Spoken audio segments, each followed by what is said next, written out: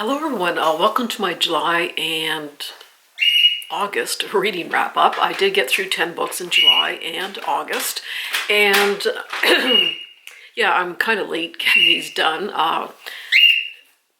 It was just kind of busy and I haven't had time to sit down and really go through some of these reviews. And I also have some really great books, I just can't wait to read them, that I got from Awesome Books, and which is a British online store that sells used and new books and very hard to find titles. Sorry, got a little. And then also Bookoutlet. So yeah, some of these are just so good for reading for fall. And sorry if my the lighting kind of comes and goes. My son took the ring light out of town for a week, so it might get dark and light, and etc., etc. So anyway, right now, now I was really hoping it'd start cool off. We did have some cooler days earlier, but there is nothing like reading a good spooky or gothic or paranormal kind of book during the fall when it's cold and you wrap yourself up in a blanket and have some tea, but the weather's not cooperating. It's like 28 degrees Celsius today, but I just can't wait for the cooler weather. It just makes it more atmospheric when you're reading. But right now I'm on my 4th book this month, so I'm doing pretty good that way. And this is Belladonna, which is the first book in a trilogy by Adeline Grace. And yeah, it's a really beautiful cover. So I'm only like on page 10 with this, but it's sort of like a witchy, magical kind of book. And yeah, looking forward to it. Now I do like the British covers better than the North American release. Something about the faces on there I just don't really like. I do have the second one, and the third one I'm going to, when it gets to a decent price, I'm going to order off Awesome Books, because I do like the British covers better, but I mean, not a big deal, but you know. All right, so I got through the 10 books in July and August. And I'm looking at some of these books that I read in July, and I'm thinking, wow, it seems like I read these like a long time ago, but it's only been a couple months. So, all right, the first book I'll start with is Everyone in My Family Has Killed Someone, and this is by Benjamin Stevenson. And the birds are quite chattery today, so anyway, yeah, I really actually enjoyed this one. It was a very unique, original read for me. The author is actually a comedian, and he does write other novels and that. But yeah, so it was quite humorous in sections, and the narrator actually speaks to you as a reader. Like at the beginning, he says, you know, just to let you know, there's going to be a murder on page 227 and page 325, and this is going to happen, and that sort of thing. So it's a very unique way to tell a story, and it may not jive with everyone, but I found it quite original and entertaining. So this Ernie, he's really into crime fiction and that sort of thing, and crime stories, and there is a family reunion in this remote mountain resort anyway, and he's very reluctant to go to this family reunion because there is a lot of history and tension with the family, and he actually years ago had watched his brother murder a man, and he turned his brother into the police, and his brother is now getting out of jail. And the mother wants them to all have this family reunion. So he's reluctant, to say the least, to go. And of course, during this reunion, there's a lot of tension. People start dying, and yeah, it's very humorous in some ways, but there's a lot of, you know, the family tension and the sadness and the drama and everything like that. And it's very this is one book that if you want to just relax and just have like cozy read, this is not it, because you really have to pay attention when you're reading this book. All the clues and reveals, etc., are very, very convoluted and confusing. I think the reveal took like, I don't know, 2 chapters or something like that. It was quite the long reveal. And I kept going, what? And I had to go kind of back and reread something. And yeah, this is a book you have to really pay attention to. But it was fun. It was entertaining. I give it about a 4-star. I did get the next book in the series. I think it's called Someone on This Train is a Suspect or something. Anyway, it takes place on a train. And then I know he does have a new one coming out in October, and it sort of takes place around Christmas time. And I did pre-order that one. So yeah, it's just a very unique, interesting read. You do really have to pay attention, but I found it entertaining and I enjoyed it. And the next book is A Murderous Procession, and this is a Mistress of the Art of Death novel by Ariana Franklin, and I think this is the 3rd book of the series. I think there's 2 more books after this, but unfortunately the author passed away maybe about 12 years ago, and I know her daughter finished up her last book. So yeah, that's very sad, and yeah, I really do enjoy these books. So this takes place in 1176 and King Henry II is in power. So the main character is Adelia, and she was an orphan, and she was raised in Salerno, Italy, and her parents were scientists, and in Salerno, Italy at the time, they actually trained women to become doctors, which is probably basically the only place in the world to do that. And King Henry somehow gets wind of this and years ago sends her to England to solve some murders, and she is still there years later, and this is the 3rd book. And yeah, I really like Adelia. She's a very strong person, and I like the murder mysteries involved. I like how they, sorry, I got a croaky throat with the allergies there. I like how they, the atmosphere and how they talk about the 12th century, and yeah, they're just very, very well done books. And yeah, just a couple more books on this series, and unfortunately it's done. But yeah, I really do like that series. And this is The Witches of Moonshine Manor by Bianca Murray. And this is sort of like practical magic. So you have all these witches living in this house, but they're all in their 80s, and they've all grown up in this house, and they've been in this house since they were children, but they can't pay their mortgage. They're having a lot of problems paying their mortgage, and they're getting a lot of pressure to sell their house and that sort of thing. And one of the witches makes a deal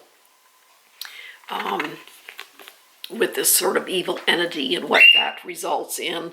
And there's something that has happened in the past, and it's slowly revealed throughout the story about what happened to this one particular witch.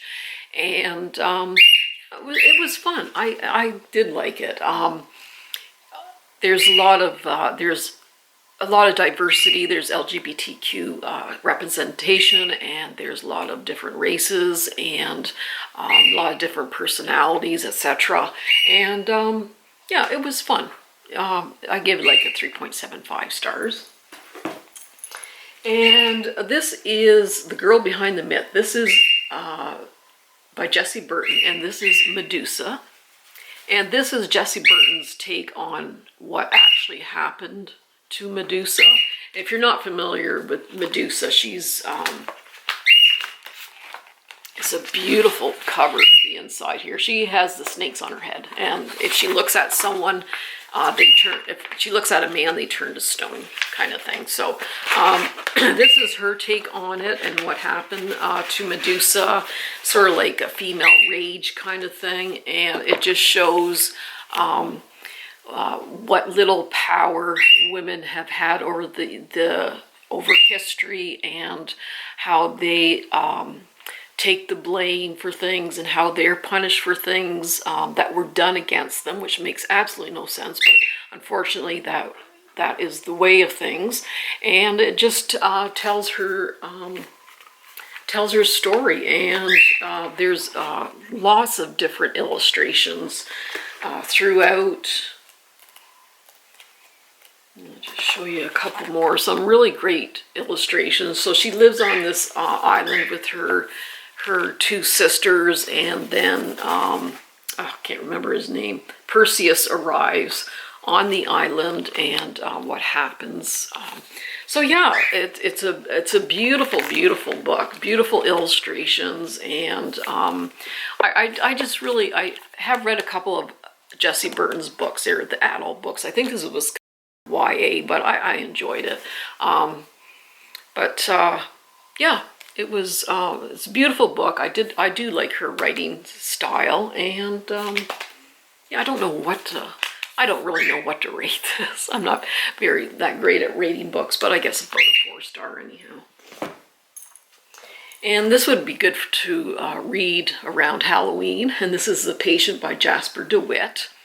And this follows a young psychiatrist, and he gets a position at the State Mental Hospital in New England.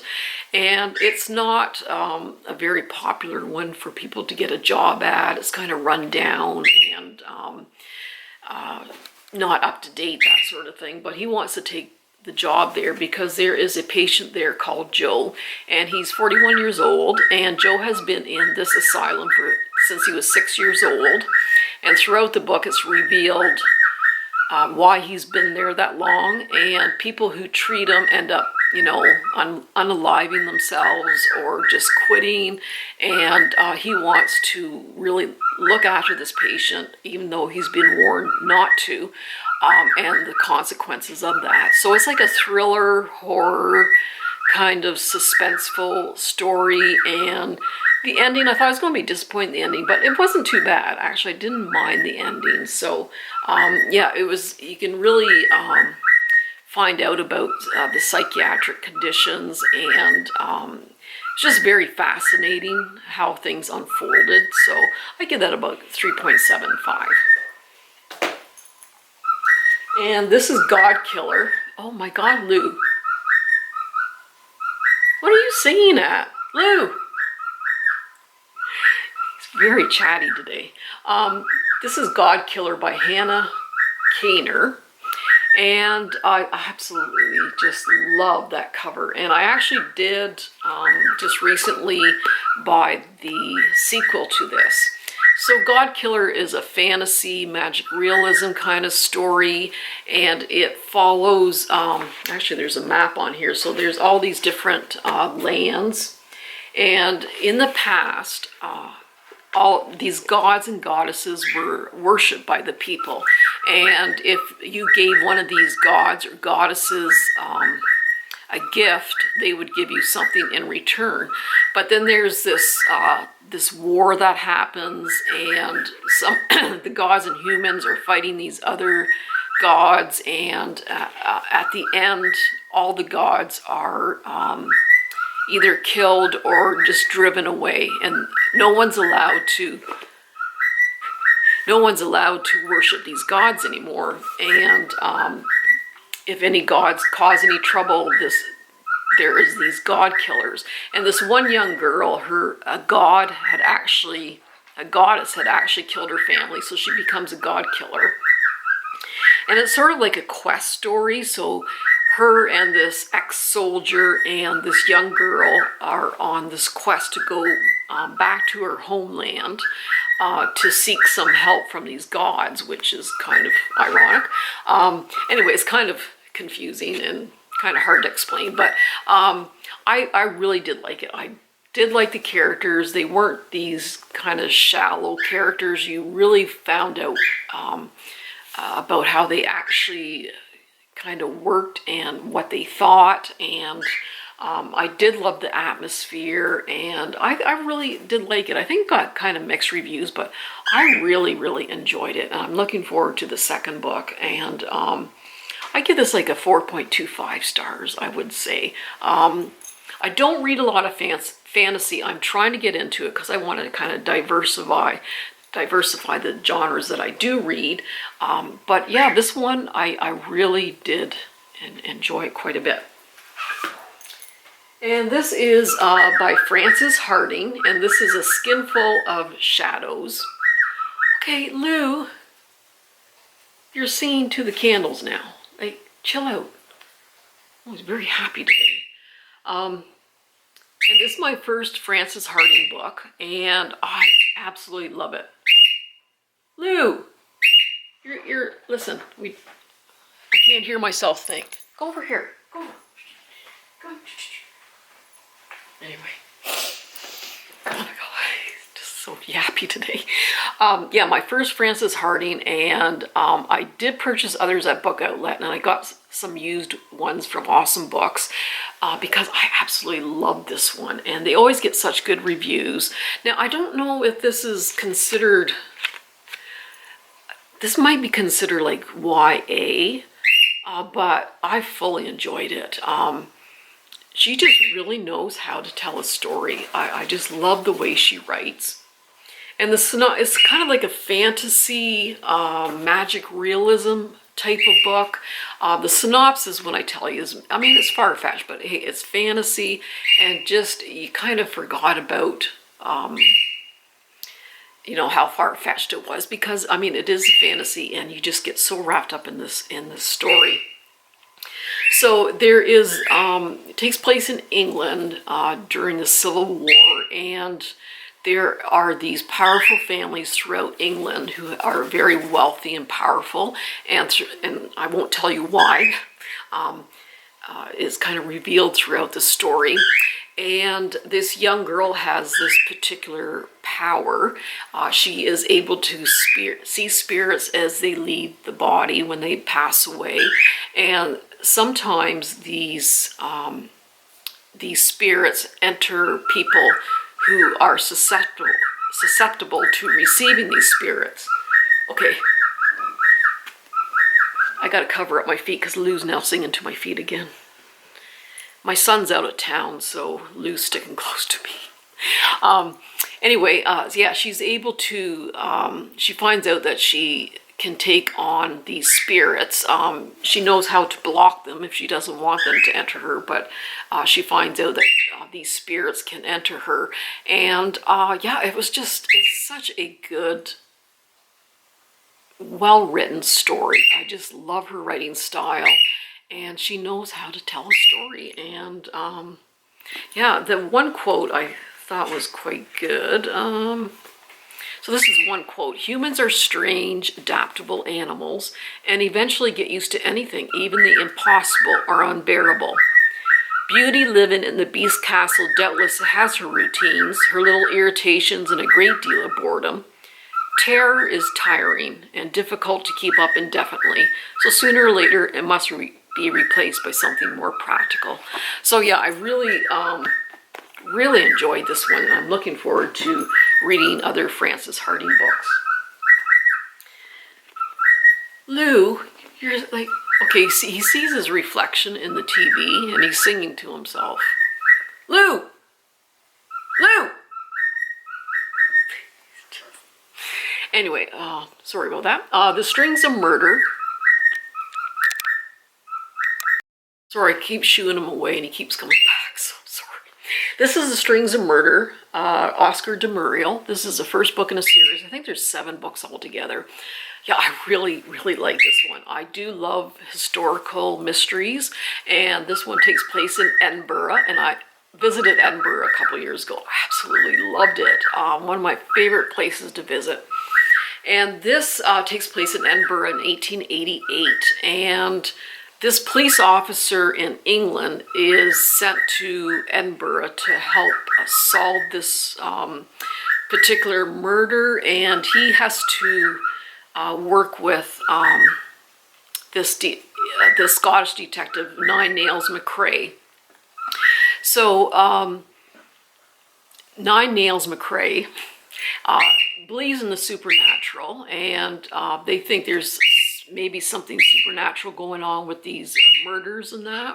And of course, Ian Frey, the English detective, says, oh, that's ridiculous. And they don't get along. The English don't like the Scots, and the Scots don't like the English. And they argue and bicker. But somehow they manage to solve this mystery. But it's very atmospheric, very, very atmospheric. And I do really like these characters. And it can be very funny at times. And the mystery was very, very interesting. And yeah, I do have maybe the second, third, fourth book of this series because I've heard it was just so good. And yeah, I give this a 4.5 stars. Thoroughly enjoyed this one. And I don't do romance too much because I just find them very predictable, and they're fine if I don't want anything heavy duty or anything like that, or something sad or heavy to read. But I thought this one was interesting because it took place in, is it Scotland or England? I can't remember. I think it was England. And the main character, she has a job in the city and she's laid off. So she ends up finding this teaching job in a small village. And the love interest is a veterinarian. So I thought, oh, that's great, a vet. But there's not a lot about him actually looking after animals. I wish there was a little bit more of that. But anyway, their relationship doesn't go very smoothly. He has an ex and she has her own issues, whether she's going to stay there or not because it's temporary and that sort of thing. So it's predictable. But there was a lot of feeling to it about, you know, how they're dealing with their exes and whether they should move or just continue. And so it wasn't bad. It wasn't too bad. I give it like a 3.5. I do have the second book in the series because I got them off Awesome Books and they were inexpensive. So yeah, I don't mind, you know, finishing the series. But again, it was kind of, you know, your predictable kind of romance, but because it did take place in a small English village, which was very atmospheric, and I did enjoy that part of it also. And then the last book I read was by Laura Purcell, and I think this is the third Laura Purcell I've read. This is a Whispery Muse, and she really knows how to write gothic. So I've always been wanting to pick up this particular book. I thought when I visited Scotland I'd be able to find it in the bookstores, but I wasn't able to. Amazon, they did not have it on Kindle, and I finally found a used copy on Awesome Books. And yeah, she just really knows how to write a gothic story, and I do like her storytelling. I do like her writing and her characters. This takes place in a theater in the West End of London in the 1800s. They don't specify, but the 1800s. And there's just a lot of deaths happening in the theater, and they don't know if it was just accidents or if there is actually this curse surrounding this watch. So yeah, she just really writes very good stories, and I enjoy all of them that I read. And they're spooky, atmospheric, and gothic.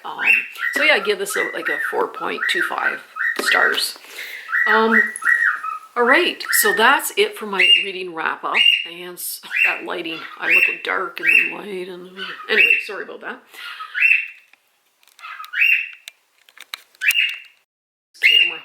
I need to get a new camera. This thing's acting up all the time. But anyway, I will do the fall book haul. Great books to read in the autumn here, and from Bookoutlet and Awesome Books. So I'll just be a minute and we'll go through those. So some of these books are from Awesome Books, and most of them are used, but I did pick up maybe one or two new books from Awesome Books, and then the rest are from Bookoutlet. So I was very excited to pick this new book up at Awesome Books, and it's Emily Wilde's Map of the Other Worlds by Heather Fawcett. And this is the second book in the series. And geez, what was the first book called? Emily Wilde's Encyclopedia of Fairies. So this follows Emily, who is a professor, and she sort of teaches about fairies and that, because in this alternate reality there is different types of fairies, and she travels the world to study them and write about them. And then in the first book, it took place in the winter. This takes place in the fall, September and October, so it'll be perfect fall read. And there's also this other Professor Wendell, who's also a scholar also, and yeah, they make a very interesting pair. It's very cozy, their banter is really a lot of fun, and I really enjoyed the first book, so I'm really excited to read this this fall. And the other book I was excited to get off Awesome Books, and this is a used hardback cover, so I was very excited to get the used copy of this one. And it's The Warm Hand of Ghosts by Catherine Arden, and she wrote the Bear and the Nightingale trilogy. I don't know if it's called the Bear and the Nightingale trilogy, but the first book's called The Bear and the Nightingale. I have read the first 2 books of that series, and I'm going to read the third one this winter, because they all take, that particular series takes place in the winter time in Russia. Such a good series. So I was very excited to get a used copy of this book. And it takes place in, so this is, I guess, a little different than her previous Bear and Nightingale trilogy. So this takes place in just during the First World War, and Canadian soldier Freddie awakens after explosion to find himself trapped under a pillbox alongside an enemy soldier, a German. Against all odds, the 2 men form a bond and claw their way out. And then in 1918, Freddie's sister gets word that her brother is missing, and she doesn't believe it, so she travels to Belgium, close to the front lines, and she volunteers as a nurse to find out what has happened to her brother. So I've heard very, very good things about this book, and I'm glad I got the British version of the cover. I like it better than the North American release cover, but anyway. Not that it matters, but I'm just glad I got hold of that copy. Now this one is off Bookoutlet, and this is The Redbird Sings by Aoife Fitzpatrick. Hopefully I'm pronouncing that right. Again, all this foiling, I just absolutely love all this foiling. And yeah, another beautiful, beautiful cover. And so this is actually based on a real-life murder trial in 1897 in West Virginia. So this young woman dies only a few months after her wedding, and she becomes convinced that her husband killed her.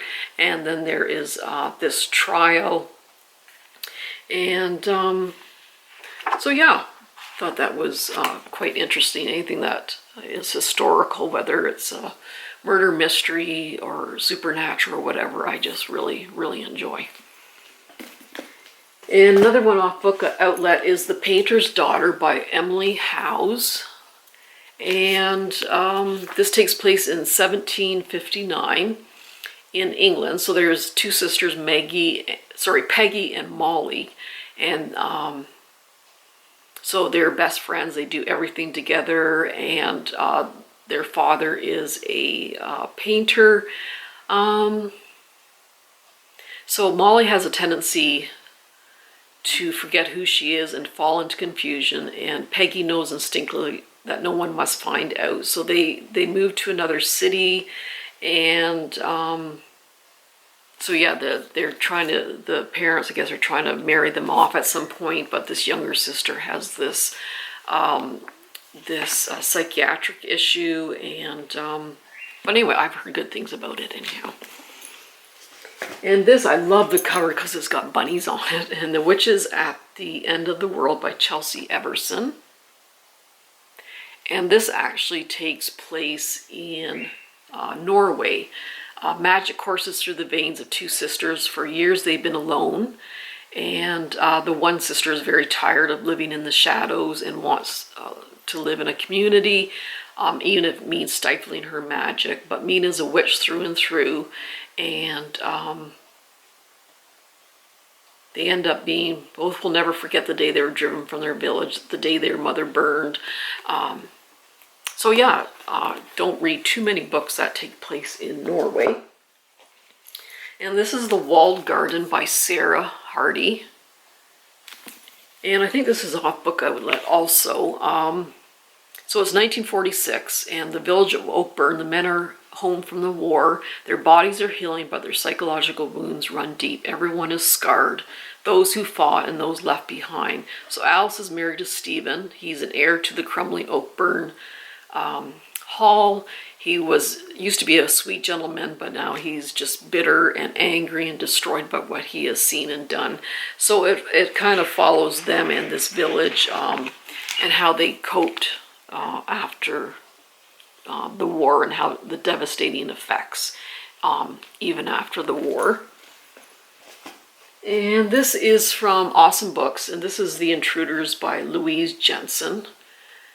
So yeah, this sort of has a typical synopsis of that haunted house. A manor house available rent-free to house sitters is an offer too good to miss. Well, if it's too good to be true, it probably is for some reason. It's been abandoned for 30 years after an incident that left all the inhabitants dead, and it's an amazing chance for them to build their future. And we know that's not going to go well. And now this Darcy Coates, I've never read anything from her, but she always gets very good reviews, and they always look so interesting. And this one I'll definitely leave for the winter time, and this is Dead of Winter. And I think this is a fairly new release. I think it came out at the end of 2023. So Krista joins a tour group heading deep into the Rocky Mountains. And there's a bitterly cold snowstorm sweeps the region, and the group is forced to take shelter in an abandoned hunting cabin. So they're going to wait the storm out, but then the tour guide goes missing, only to be discovered the following morning, his severed head impaled on a tree outside the cabin. So yeah, that sounds very creepy and scary. And this is A Midwinters Tale, T-A-I-L, and yeah, just a cutest little cover. Lots of gold foiling going around here. It's nearly Christmas, and Mina is close to signing a deal that will make her career. Then a mysterious letter arrives along with an ancient key sent by her long estranged godfather. So the godfather lives on this tiny Cornish island with his pet cat Mur for company. And Mina hasn't seen him for decades, but now he wants her to look after his cottage and his cat while he's in the hospital and that. So yeah, it just sounds like a nice little cozy book for the middle of winter or a cold, rainy fall day. And this is Wakenhurst by Michelle Paver. Now, I did read a book of hers, Into Thin Air, and it was kind of a spooky thriller mystery that took place in the Himalayan mountains with these climbers. So this is Wakenhurst, and in Suffolk, a manor house stands alone in a lost corner of the fens, a glinting wilderness of water whose whispering reeds guard ancient secrets. Maud is a lonely child growing up without a mother, ruled by her repressive father. So when he finds a painted medieval devil in a graveyard, unhallowed forces are awakened. So yeah, she must survive a world haunted by witchcraft and beloved fen, and it spans 5 centuries actually. A gothic thriller about murderous obsession. Ooh, sounds very, very good. I love the silver foiling. And this is the Fascination. Now again, this is, these two are off Awesome Books, so they're used, these ones. And this is the Fascination by Essie Fox. And it's got sprayed edges. I love sprayed edges. I think every book should have a sprayed edge. Ooh, love it. And Victorian England, a world of fairgrounds and glamorous leaders. So there's twin sisters, and they're identical in every way except that Tilly hasn't grown a single inch since she was 5. So they are coerced into promoting their father's quack elixir as they tour the country fairgrounds. And at the age of 15, the girls are sold to a mysterious Italian known as the Captain. So yeah, there's Theo is an orphan. He's raised by his grandfather. His grandfather has a disturbing interest in anatomical freaks and other curiosities, particularly the humankind. So I'm sure they converge at some point. But yeah, it sounded like quite an interesting story. Some more gold foiling. I just love this cover. I think it's just absolutely beautiful. Oh. Getting ready for a nap, that's what all that noise is. Anyway, this is the Puzzlewood. Just a beautiful, beautiful cover. So this young woman arrives at this remote abbey as a governess, and yeah, it's a near empty house. It has a skeleton staff that frightens her. There's ancient woods that surrounds the abbey. So she actually is traveling there because the last governess of the house was her sister who disappeared, and she really wants to know what's going on. So yeah, that sounds very gothic and very, very spooky. And then I did get some more Darcy coats because they had these on for a good price on Bookoutlet. So the first book is House of Shadows, and then I got the sequel to it, The House of Secrets. And yeah, if you've read any Darcy coats, let me know what you think of them. So Sophie's world is shattered. So this is the first book in this series. So Sophie's world is shattered when disaster bankrupts her family. She's offered an unexpected solution.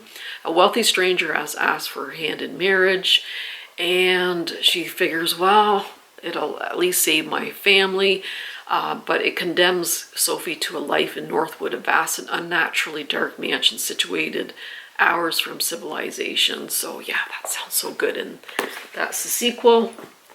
And this is The Haunting of Rookwood Castle. So Guy finds the deed to a house in his mother's attic, and it's like a stroke of luck. It hasn't been inhabited in years, and but he's convinced he can clean it up and sell it. And I'm sure things don't go very well. And then the last book I got is Stuart Tartan's The Last Murder at the End of the World, and I was kind of surprised. It's a fairly recent release on Bookoutlet, and it's got little blue edges, turquoise edges. Oh, I love it. So I still have to read The 7.5 Deaths of Evelyn Hardcastle. I have it.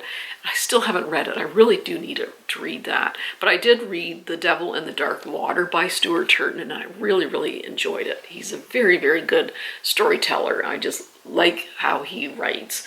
And this actually has a nice little map on there. And this is like a dystopian kind of futuristic kind of book. So outside the island, there's nothing. The world was destroyed by a fog that swept the planet, killing anyone it touched. On the island is idyllic. There's 122 villagers and 3 scientists living in peaceful harmony. And then there is a murder of one of the scientists, and they learn that the murder has triggered a lowering of the security system around the island, the only thing that was keeping the fog at bay. So if the murder isn't solved within 107 hours, the fog will smother the island and everyone on it. So yeah, I do like Stuart Tartan's writing style. So that is it. That is my book review and haul.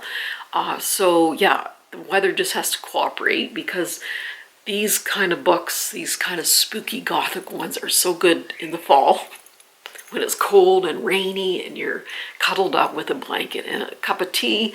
But anyway, I'll just pretend it's fall out instead of like 28 degrees Celsius. But anyway, so happy reading, and let me know what kind of books you like to read in the fall. And take care. We'll see you soon.